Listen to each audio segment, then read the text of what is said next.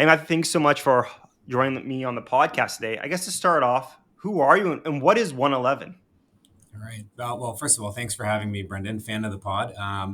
So I'm Matthew Lombardi. I'm the managing director of OneEleven. And for those who don't know, OneEleven is an accelerator based in downtown Toronto, and we focus on helping seed-backed Canadian companies scale. So our alumni include companies like Wealthsimple, Maple, KOHO, a whole bunch of Canadian unicorns, and we have 42 current member companies at OneEleven who have collectively raised $800 million in seed. So, really excited to be on the pod today and tell your listeners all about OneEleven and just have a chat about the Canadian tech ecosystem. Mhm.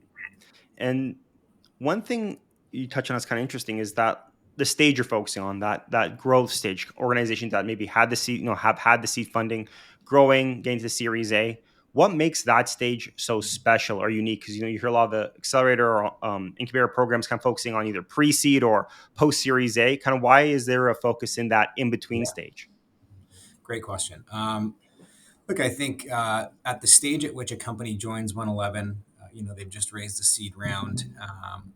That's typically called the scale up stage of Mhm. growth, right? And for most startups, that is the make or break stage. And when OneEleven was founded several years ago by John Ruffalo, Mhm. the very famous Canadian venture capitalist, that was the philosophy behind OneEleven. It was, and our startup ecosystem has evolved so much in the last decade. But when it was founded back in 2013 by John Ruffalo and a group of folks, it was because it was identified that there were no bespoke supports for companies right at that stage of scaling. And that Mhm. was that sort of missing middle where most companies, if they were to fail, that was the period at which it could happen. And so the idea was let's create a space where we can get companies at the same stage of growth together, sort of surface some common problem sets, offer some infrastructure and support to make sure that those post seed companies actually do get to their next stage of growth. So that mission remains as critical today as ever before. Obviously, we have a much bigger and more vibrant startup ecosystem today than we did Mhm. back in 2013 when OneEleven was founded in a 5,000 square foot facility. We're now in a 55,000 square foot facility.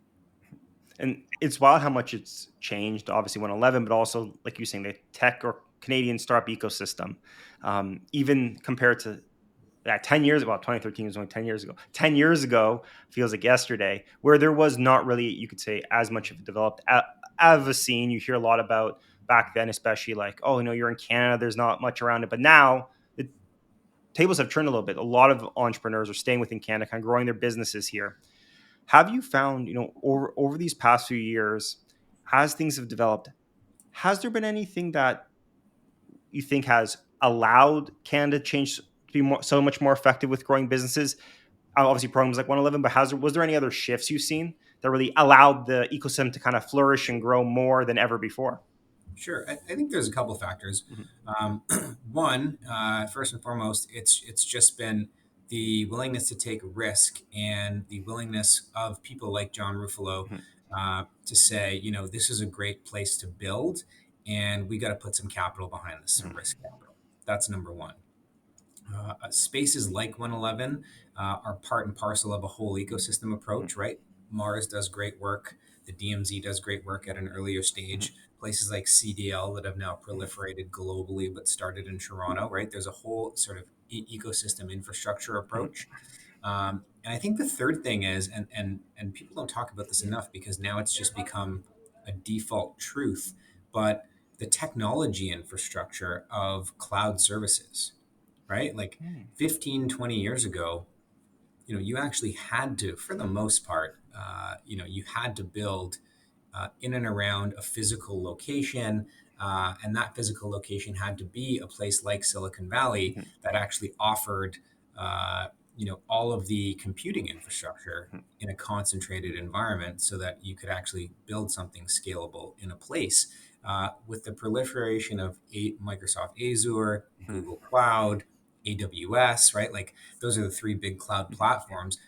You can build anywhere in the world now, right? And so cities like Toronto have to kind of move up the value chain of what's our actual competitive advantage. Is it talent? Is it culture? Is it being in a great country, et cetera, et cetera? And we can get into that, but any entrepreneur anywhere in the world with a high speed internet connection and the ability to buy some cloud credits, you can build where you are if you want to build anywhere in the world, and that is part of it too, right? That proliferation of startup ecosystems popping out all over the world, not just in Silicon Valley. What you touched on was super funny because I remember back in the early 20, even 2010, before cloud was really a thing and such a big buzzword, but effective. First thing you'd ask entrepreneurs is, where are you going to store your servers? How are you going Right, to buy your servers? You're talking about this AI thing. That's going to be hundreds, if not millions of dollars to get a supercomputer to calculate right, it for you. And now you have people who are like, yeah, I just have this neural network I pay a few $100 for getting some credits. And boom, I created this whole ecosystem. You really take it for granted if you haven't seen how expensive life was before and how the scale you had to buy physical space to create a virtual space. that's So right. that is so Absolutely. funny. I know tons of entrepreneurs who have never seen a physical server these days, and that's a good thing. Yeah. It's funny. I'm reminded of this every day because the building OneEleven is in. We're at Mhm. 325 Front Street at the corner of Front and Blue Jay. And this building was originally built as a data center for a big Canadian bank. So Interesting. I didn't it know was not that. built as commercial Mhm. office space. It was renovated to accommodate 111 and some of the other tenants in the building. But yeah, this was a data center, and I presume, I don't know this to be a fact, but I presume that all of the physical infrastructure that made up that data center is now in the cloud, Mhm. right? So, and it is now physically quite a lot smaller than it once needed to be. And so, it's so interesting that you bring that up, Brendan, and you talked about AI as it pertains to this topic because, you're now starting to see, you've got Chat GPT out Mhm. there, which is a Microsoft invested product, and now we're starting to see, even in the last 2 weeks, Microsoft talking about building Chat GPT into some of their enterprise Mhm. software, like potentially Excel. Um, Google's got their Mhm. own version of large language model, generative AI that they're talking about rolling out to the public, and there are some other competitors. You start to wonder, is this the next sort of iteration of some sort of cloud-esque platform Mhm. upon which a new ecosystem of companies will be built? And so that's a trend that we're actively paying attention to and talking to the entrepreneurs around here about every day.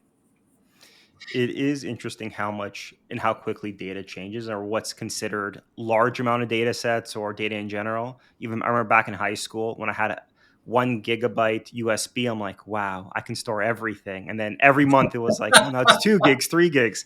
And that almost dates me a little bit because now everyone just, like you said, stores on the cloud. Why would you need a physical hard drive? But I still remember my first 1 terabyte hard drive I bought was exciting because I was like, that's 1,000 gigabytes. More than That's I'll like ever need. I'll never need this. Like video Ever. games are only 1 gig, and now a Call of Duty update is 70 gigabytes. So everything changes within scale. You know what? But I'll date myself even more than you. I remember being in the second grade and going trouncing down to the computer lab in my elementary school and being assigned my floppy disk for the year. Right? yeah, You're given your floppy disk. You had to put a label on it, write your name, and that was your floppy disk for the year. And we had old Macintosh computers in the computer lab, and I wouldn't even be able to venture a guess as to what the storage space was on those floppy disks, but I doubt it could have held more than a couple of Word documents. mhm. It is funny how quick things are, and always looking back, it's always surprising, even like within a few years, how much your expectations have changed around products or at least data in general. One thing that's really interesting, kind of not counter to cloud or kind of going virtual, is the idea of having like co-working spaces and working together in collaboration. And you always hear a lot of talks around, okay, should we all on the corporate front, like should we all come together or can we work virtually? But especially I found for growth businesses, like having a one place to kind of commingle and create has had a lot of success for a lot of these organizations and kind of changes the paradigm around having that like hub or network to help you grow fast. Have you found that organizations who join OneEleven and kind of get work with the groups, are they shocked or is there like a learning process of realizing like, hey, having other people like-minded around me help me grow more? Do you see a big shift around that? Because I know working virtual, people sometimes forget how important it is to have a very close knit network to help you grow. Yeah, I've got a lot to say on this topic. So, in no particular order, Mm-hmm. look, I think OneEleven was founded and remains a valuable place in the ecosystem, in large part because of that philosophy. And, Mm-hmm. and it's been proven time and again. There was new research out just late last year from Harvard University, a great peer reviewed study that proves empirically what the OneEleven community has always known, which is a well curated space does lead to more innovation for Mm-hmm. tech startups, right? Like proximity is so important. And as an accelerator, my personal view is you get to choose: do you want to focus by uh, on a horizontal level, meaning stage of growth, or do you want to focus based on verticals and say, we're a fintech only accelerator, we're an enterprise SaaS only accelerator? We've chosen to focus by horizontal. So, Mm-hmm. it's about curating companies that fit within a very specific stage of scale so that you can surface some of the similar problem sets that they will be facing Mm-hmm. and start to address those in a programmatic fashion to add value. But there's also a qualitative magic that happens. Having people co-located in a space, entrepreneurs run into each other, people in the same job functions across companies run into each other. And I would say, especially in a world where we're all coming out of COVID. Look, don't get me wrong. I think work from home has done a lot of good things for the workforce writ large, right? Like I think the bad old days of you must be in the office 5 days a week, what we call presenteeism, Mm-hmm. that's bad. It didn't take into account the flexibility that working parents needed. It didn't take into account, someone might have health challenges, so on and so forth, right? There were so many things that was wrong with that. But I think what is equally damaging, both to a career and to socialization and to productivity and collaboration, is 0 days a week in the office, right? You've got to see your teammates. This has been proven over and over again. Um, if even just to cut down on the number of Slack messages and emails, but also because there's a magic that happens with in person collaboration, with conversations that aren't necessarily booked, with meetings that aren't fully scripted from the beginning. And also just being around other companies that are growing at that stage of scale. The connections that entrepreneurs make here are invaluable. And coming out of COVID, I think it's so important for entrepreneurs to be able to experiment with the hybrid work environment, right? And so that's one of the things that OneEleven is able to provide based on the configurations of our space is, companies can experiment with, say you've got 60 staff, maybe only 30 of them are located in this city. Of those 30, maybe 10 want to come in every other day, another 10 want to come in every third day, and the other 10 are a bit random and still figuring out what's right for them. A space like this, we're very lucky, offers entrepreneurs and companies writ large the ability to experiment with what their footprint need is and to collaborate in the way that works best for their company. What you touch on is very interesting. That the ability, the I think, like you said, the real magic isn't really the structured meetings in the same place and being present. It's the ad hoc, Harmonious the conversation. classic, yeah, the Yeah. water cooler, the classic There's a thing. serendipity that Mhm. nobody has been able to replicate online. It is true. Like the one biggest thing. I mean, even if you're looking through history, I think I forget if it's like the great thinking time. It's when they went from alcohol to coffee and had coffee shops. That's when innovation was created because people were stimulated and all in one space sharing ideas. And you hear that even from founders back in the day with Steve Jobs saying we want one washroom, so everyone has to pass and everyone Right. has to collaborate. And it's very true that you I need didn't know that, those but one I'm things. but I'm inclined to agree. Yeah, yeah, it's a fun fact. I remember learning during when I'm going to business school. They were talking about how like caffeine created innovation. I forget when it was like 1800s or 1700s, but it was the idea that instead of everyone being drunk and tired, they introduced caffeine, and bam, all of a sudden you have all these inventions and creation. So it's interesting how history repeats itself. You try Right. to go remote, then you kind of come back. But I do Right. think, like you're saying, it's never. I haven't seen it, and it's very challenging. I don't think it will ever be really created. Is creating that the serendipity, like you said, but the ability to just have those random conversations, run into someone, realize, hey, you're both eating a sandwich, just have a conversation. Oh, you're in dev, I'm in sales. Right. Oh, well, this is a whole conversation we've never had traditionally through our jobs that brings a lot of value that's hard to, not, I guess not hard to quantify, but hard to understand until you see it in action. Do you No, now? Mhm. I'm in violent agreement with you, Brendan. I think, you know, and again, for folks who need accommodation for a short period of time, or even if it's a little bit more permanent, I think it's great that, in the same way that I talked about cloud services earlier, that, a lot of work can be done Mhm. remotely, but there are really critical things that you miss. And also you miss the ability at a macro level to grow a company culture if you don't have some reps in person. Culture is something I think we'll see, in 5, 10 years. Looking back, there'll be all these studies about how culture has shifted, whether it be slower or less developed culture, hard to control a culture working online. Because, like you were saying, the same thing. A lot of the parts of culture are those small things that are like the unwritten rules. The way people show up to the office, the focus. A lot of these are hard to mimic online because you don't see your, coworker over there, maybe how they take the calls during lunch, or how they're organizing their work. It's the small things that really develop that strong culture that is next to impossible to create online, or if you're creating online may not be as strong because it's so much easier to do things your way and kind of hard to make that melting pot approach of a, oh, this person has come from this company, I know how they work, I know how they think. It might lose that rub effect where you don't, if you're going to hire someone from a big FANG company, their work style might be different now that people are working at their own pace online.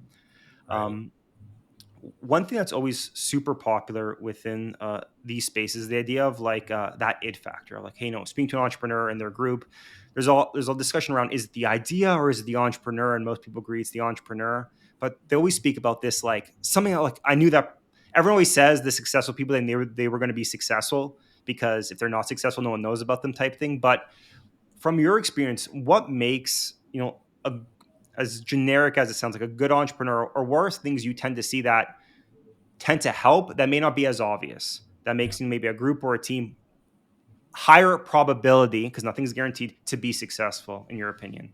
Yeah. I'm a big believer that motivation motivation is only as good as the first couple laps of a race, right? Mhm. I'm a marathon runner, so I'll use a marathon analogy. But motivation is only as good as the first few kilometers or the first few laps of a race. You do need, uh, you know, once that initial kind of excitement or novelty wears off, right, and you get into the real grind of, building a business, and there are going to be ups and downs, a lot of them, for any entrepreneur who's successful. There's a real tenacity and a resourcefulness and just a willingness to persevere and really work through um, finding product market fit, all those difficulties and challenges. So in my view, the most important characteristics are the ones that you can consistently bring to work every day, right? And again, the initial motivation and novelty of starting something that wears off for everybody, right? And it's a simple, bring it down to the most elemental example. People start, it's January, so I'll use a timely example. People have New Year's resolutions. Everybody's very excited in the first couple weeks, right? There's that initial burst of novelty or motivation. The gyms are full in the first 2 weeks of January, right? By week 3 of January, the gyms are back to almost their normal level of occupancy. Everyone's given up their New Year's resolutions. And it's the people who will push past that initial, the initial motivation might fade, the novelty might fade, and the people who are just going to, they're going to persevere, they're going to be tenacious, they're going to wake up a couple hours early, even though they don't want to. So I think it's just those sort of, uh, self perpetuating virtuous cycle characteristics of, can I improve slightly today, right? The compound interest of being tenacious is what will pay off over the long run. I don't think you need to be a genius to be successful, but I think you just need to be persistent. That is so true, especially in your marathon example. Is every time you look at someone's success story, any business, it's either they've had a bunch of previous ventures that were semi-successful or things were happening, or Yeah. it's this one company's been around for like 30 years, and Yeah. then all of a sudden, something change, something changed, or they get to a certain size and then they explode. And people are like, wow, I've, this brand new startup, not knowing it's been around for Right. 30 years. Same founder's been working on it since university. Now he's in his mid 50s. It's the same thing where Yeah. the overnight successes are They're never sexy, they're overnight. That's exciting, right. and they're never overnight. It's Never always overnight. that And, history of a fit work. yes. And that's not to say that, the technology is not important. Of course it is. That's not to say that the team's not important. Of course it is. But there are a lot of companies that will check those boxes and still not end up the quote unquote overnight Mhm. success. Um, and so to me, it's the differentiating factor is persistence, perseverance. Are you going to get up and do it every single day, even when it's hard? And are you going to push through those difficult times? Find your product market fit. um, and it's not, entrepreneurship's not for everybody, right? As many of your podcast guests have said and talked about different examples, and that's okay too, right? Like it takes a special kind of person to want to be an entrepreneur, and that's why I think entrepreneurs need to be celebrated and supported. Speaking of that, obviously entrepreneurship isn't for everyone, but do you think everyone could be an entrepreneur if they wanted, type thing? I feel that's like always an interesting question to ask. I know the polite answer is yes, but honestly, no. It really does take a special amount of appetite for risk, of fortitude. There are certain characteristics that entrepreneurs all share, and this is well documented, and not everyone has those. And that's not to say that the people who don't or who aren't interested in entrepreneurship are lesser, because they're not. It just means that there's a different career path for them, and lots of career paths lead towards success. Right? Success, in my mind, is if you've gotten what you wanted out of life, you're successful. Right? And people have different goals, and that's great. Not everyone wants to build, a venture backable, globally scalable. Internationally competitive business, right? That takes a certain kind of person with a certain goal set, Mhm. and who wants to prioritize their time and their life in a certain way, um, and that's of course going to be a very small subset of the population, and that's okay. I think it's one of those things. I think it's the idea, like you said, is always exciting, but a lot of people maybe not want to do the work or don't understand the level of work required. Sure. Because, like you said, it's always fun. I think everyone has that excitement, whether it be creativity, where you have an idea, you like work on it for like a few, like you said, few weeks. You're like, oh, this is cool, this is exciting. Then when you have to go down product market fit, call people and get a lot of rejections and say, Hear a no, I lot don't of no's. understand. Hear I'll a get a lot of lot of no's. no's. Right. And then I hate and kind of love this example. It's, always like, it's like your baby, people telling your baby's ugly. You don't want to hear Yeah. that because you think it's the best thing ever. And I think that's like the learning part as well. It's like, do you like Yeah. the idea of it or do you actually like the work? And 10 people who have great success love the work. They're like, I love the not aggression of it, but the ability to like constantly persevere and grind through the product Yeah. market fit to ensure you're serving a real need that people actually want and not that you want people to think they need, type thing is always interesting when I talk to entrepreneurs, and you can tell the success early on when they Yeah. say, I know what my customers want versus the groups like I've talked to them. This is what they said. And it's that small difference of having real validation is like a night and day difference on the trajectory of these businesses. One thing you touched on also is like the venture backed idea, like funding now, hot topic. A year ago, everyone liked to say, oh, so much money, money's free, interest rates are only 2%, even if you look at the housing market. Now funding has may slow down for sure, but at least a little bit more checks and bounds before you get that $1 million Right. check. How have you seen it kind of shift? Because I feel like people assume now there's no money, and there's always money. It just maybe the requirements are a little bit different. How have you seen the shift over even the past year or 2 years with this topic? Sure. Um, Look, my operating assumption, or not, it's not an assumption, it's statistically backed, but my operating rule here is that 2021 and 2022 were the anomaly years, right?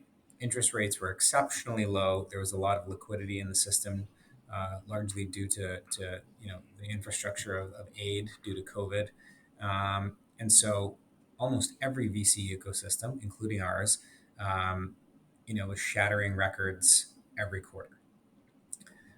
This is a normalization, right? Everything is reverting to the mean, but there's still like a very, again, if you take out these anomaly years, not just in tech, but in almost every sector, uh, you know, there's still like a very healthy growth rate for the Canadian tech ecosystem, right? This is still Mhm. an ecosystem on the way up, still an ecosystem that's growing, still an ecosystem that is, contrary to popular belief, adding jobs.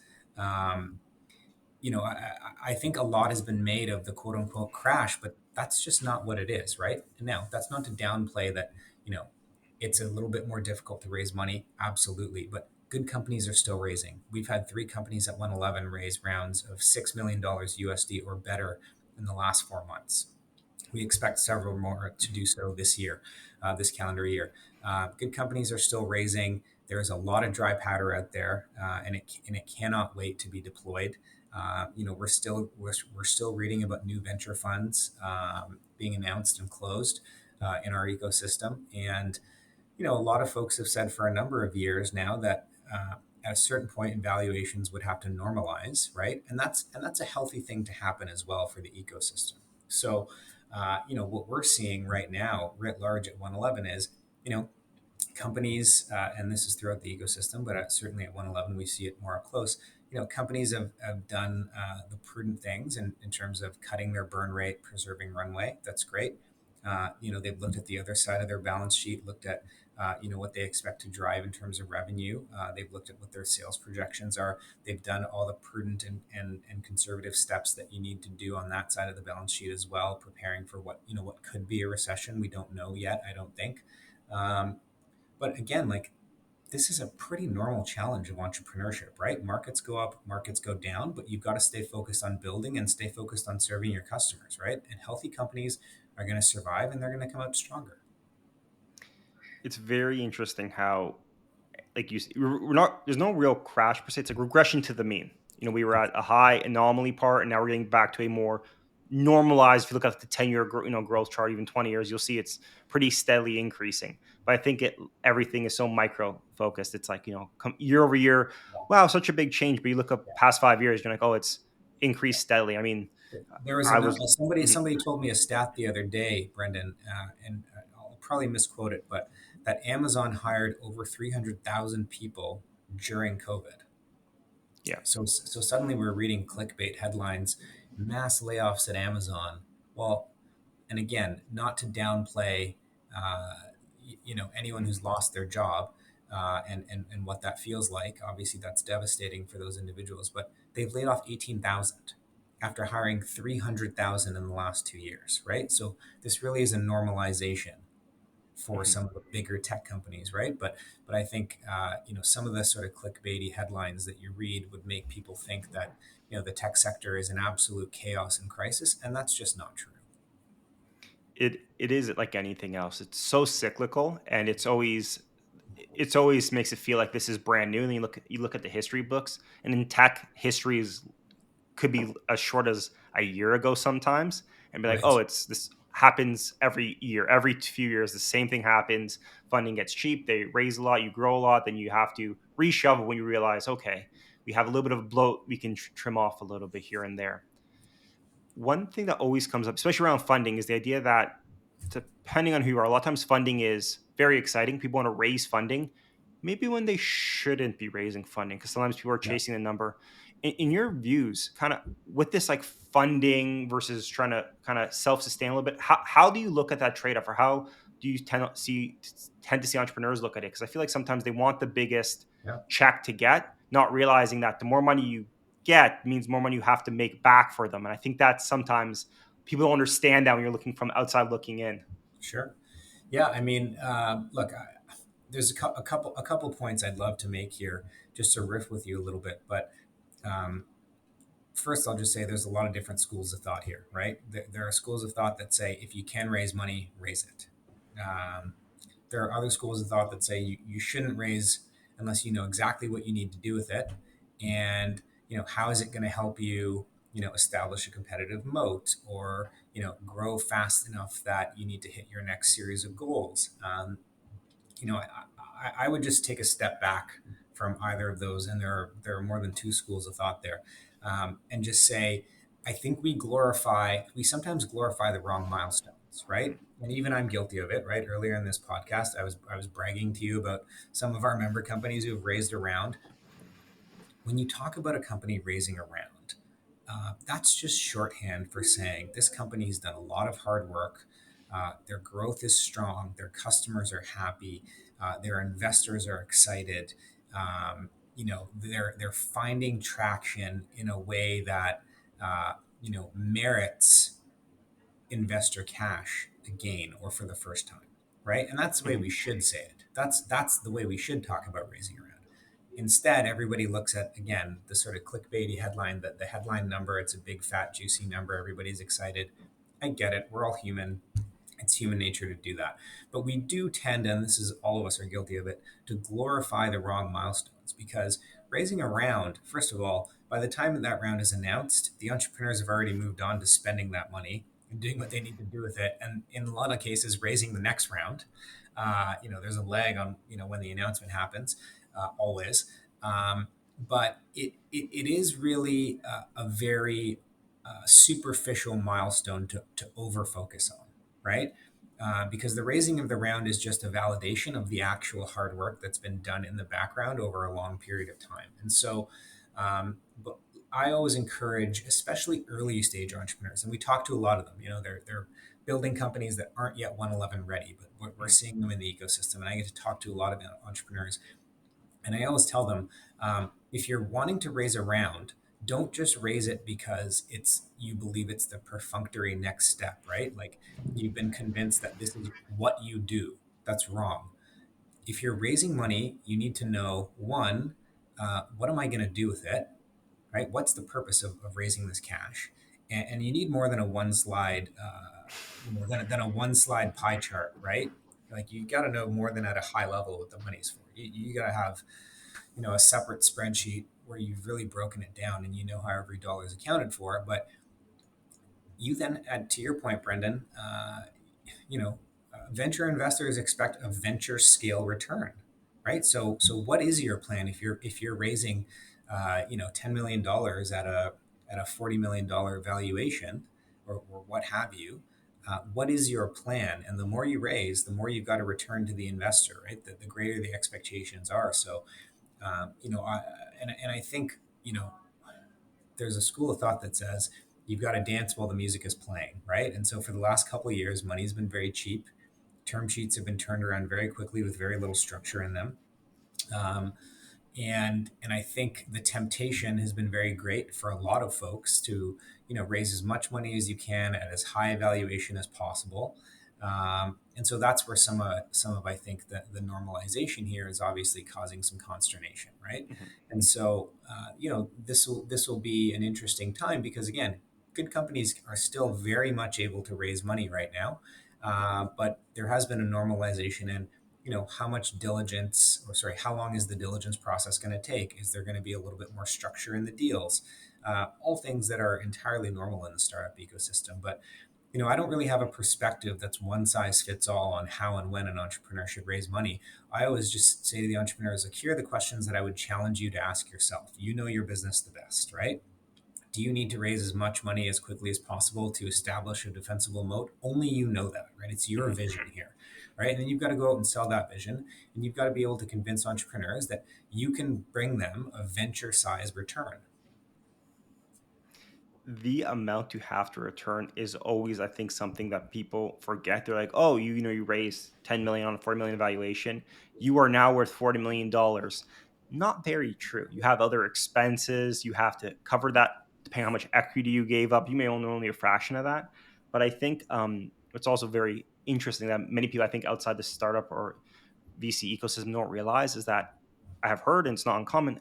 I've heard of companies trying to raise 10 million and funds coming back saying we have to give you 20 million or else it's not worth our time. Like we have to give you Right. more money than you're asking for so that we can get a better return.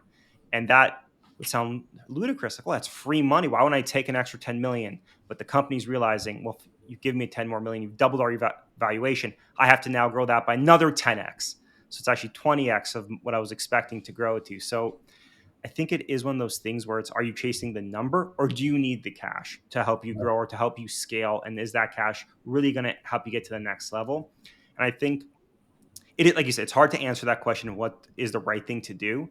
But the There's question no you there's, have for there's them no is, one size mhm, fits all answer, but entrepreneurs should challenge themselves to answer that question for their company.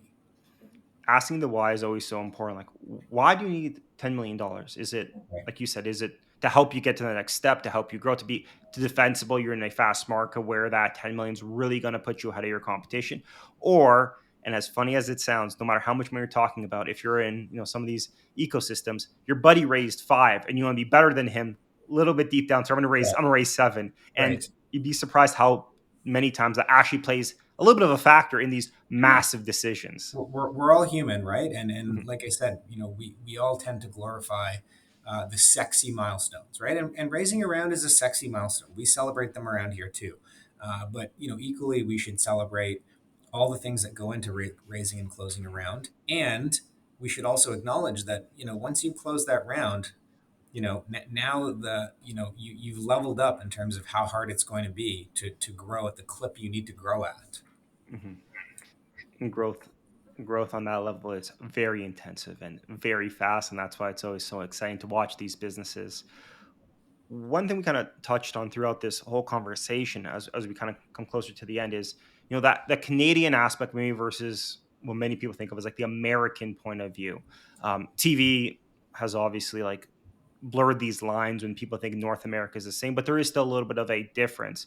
Could you talk about a bit about maybe the difference of a Canadian focused business or like businesses in Canada versus the States? And is there, back in the day, there was, I guess, quite a large cultural shift and focus shift. Is there still a difference, or have we kind of come closer to a very similar mindset around it? Or is there still some big differences you would tend to see between the organizations Sure. between? Um, Look, I think the market downturn has really surfaced the one big difference between, I think, the Canadian tech ecosystem and the sort of Silicon Valley ecosystem, and that is, it has always been a bit more challenging to raise money in Canada for a tech company than it is in the United States. Right? There's just more capital in the U.S. Um, More capital chasing less per capita entrepreneurs. And as a result, I think Canadian companies have always been forced to be a bit more focused on, healthy unit economics, and less. In the U.S., it's always been, I think, fairly easy, or at least it was up until this last little while, to you sort of sketch your startup idea on the back of a napkin. You have no real unit economics. You have no real path to profitability. It's just, I'll burn cash and raise round after round, chasing growth, and then we'll figure out the unit economics and how to profit later. The sort of Uber for everything model, if you will. And this has been talked about a lot. I think in Canada, VCs here have always been a bit more prudent, and as a result, entrepreneurs have always had to have that sort of more disciplined focus on positive unit economics, a true path to profitability. It's not just been about raising unlimited zero interest rate money to chase growth at all costs. And so I think this current macro funding environment has surfaced some of the strengths of our tech and startup culture because some of that additional prudence is starting to pay dividends. It is very interesting. I think I heard a stat. Again, I might be misquoting it, or I might have heard it from someone else who said something. But the idea is that if you look between American or Silicon Valley startups versus Canadian startups, typically Canadian startups are much more successful um, as a whole, but the level of growth tends to differ because in the U.S., you might have 100 companies, one of them hits unicorn, that's great, but in Canada, maybe 10 of them are successful, but like 100 million. And the idea was that because there's more prudence, it may take longer, but there is less fizzle out or like less burnouts because there's a little bit more level of requirements to get there. But with prudence comes the, for to some extent, like less explosions of excitement because you give enough people $10 million and one of them hits, great news story, very clickbaity, but not as clickbaity if 10 of them made 100 million. So it's a very interesting, like you said, they're kind of different, but at certain times, certain approaches make a little bit more successful, or at least more consistent or predictable successes over time. And I even heard that about Canada multiple times, and it seems to be relatively true with that. And I also think as an entrepreneur, it's never bad to know how you're going to make profit. I've talked to so many startups to say once we hit 10 million users, then we'll try to do it. Then's advertising, then we'll be making money. Then I'm like, and it's always interesting to say, well, what happens if you don't? Like, just because you're the biggest app doesn't mean you're getting all this money. And Yeah. I think Uber's messed that up for a lot of people, thinking that I just keep raising, keep raising. And then when someone asks you how you get money, that's when you really see it sink or swim a little bit. People forget that you have to make money as a business sometimes, as silly as it sounds, because all these are glorified that are the big ones that are soon to bring revenue or soon to bring profit. What now? Wild past 2 years, for sure, regressions from the mean, both on ends. What do you kind of see weird, I guess, kind of common question, but always interesting. Kind of where do you see the future shifting? Is there going to be a change in how people raise, kind of the tech ecosystem in Canada? If you had to give that, 5 years is so long in this space, but that maybe a year out type of look. Do you see any big changes, whether it be product types, culture, or how people raise, or do you think it's going to get a little bit more normal? Kind of, what's your bird's eye Um, view in your opinion? Look, like I think people are still thinking about the end of 2022 as this, terrible and difficult year for tech, um, and I want to disaggregate when you say tech because um, maybe the end of 2022 was a difficult time for the financing of tech. However, technology itself, 20 the end of 2022 netted two major breakthroughs. One, a scientific advancement in nuclear, and two, the public release of ChatGPT, right? And so we all learned about the power of generative AI and large language models and the potential commercial application of that. And I think in the sort of long run of history, I think the end of 2022 will come to be seen as a watershed moment in a lot of nascent technologies. Suddenly, and this goes to what you said earlier, right? Like there's a lot of hard work behind the big milestone that gets publicly announced, but the end of 2022 will come to be seen as a watershed moment in the public emergence of a lot of technological progress finally breaking through, not only into the public consciousness, but with ChatGPT into public use, right? And so, um, I tend to be very bullish in the same way that Kathy Wood at ARK Investments is very bullish on the actual state of technology, right? And the number of technologies that are ready right now, today, for commercial application to have software layers built on top of them. So, my strong view on this is, not that we're you know, in a particularly difficult place, but actually that we're at the beginning of an entire new wave of commercialization of amazing technologies in healthcare, in transportation, in automotive, in education tech, in so many places that are primed for disruption. You are with the chat GPT thing. I think people in this space, AI, this idea it's cool, it's unique, but never once has my mom called me and asked me like, "Hey, I heard about this AI thing that can do it. I tried it out." And those small things where it becomes, like you said, gets to the masses is is huge. If you're in the industry, a lot of people are like, I had an algorithm that could do something similar, or it's not that unique. But to the average public, this is to some extent the first interaction for many people. Work like communicating with an AI or working on an AI themselves. Without, I mean, behind the scenes, a lot of tech might use it, but this is like you said, the transition of now acceptance of into the mainstream media of people who were never even Yeah. separate things now kind of having access to it. Right, and the first wave of this is very clear. You can pull up your iPhone right now and go on the App Store, and there are so many apps for so many different purposes that have simply reskinned ChatGPT into a more user friendly interface. Right, that's the Mhm. first very rudimentary layer of taking some of these uh, technologies that have finally broken through and proliferating them commercially. Mhm. It always takes these small little steps for it to become mainstream, and then more businesses get developed, we're actually utilizing the unique benefits of it. But it takes, like you say, it's everything.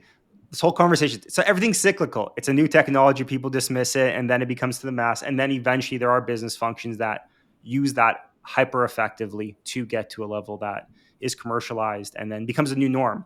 And then maybe Right. 5 years from now, we'll be like, remember how cool the cloud was back in the old days of the early 2010s? Now everyone's using AI, and there'll be a next wave of technology we'll laugh about when we're like, remember we only had a billion data points in our data set? Oh, now we're at trillions. It's always something developing new and better, and you always take it for granted when you're in the like when you have it. But looking back, it's always these small little iterative steps that get you to where you are today. So, as we wrap up now, is there anything, people are interested in OneEleven and kind of learning about the Canadian ecosystem? Is there anything you'd recommend to check out, kind of learn more about you and what OneEleven is all about? Absolutely. Check out our website, OneEleven.com. We're also on Twitter, Instagram, and LinkedIn.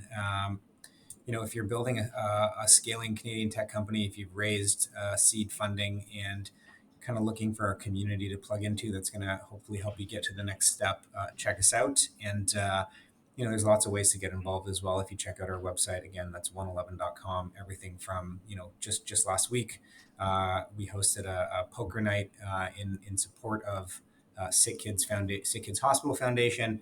We're regularly hosting events with Fuck Up Nights TO, Tech TO, lots of ways to plug into the community and get involved.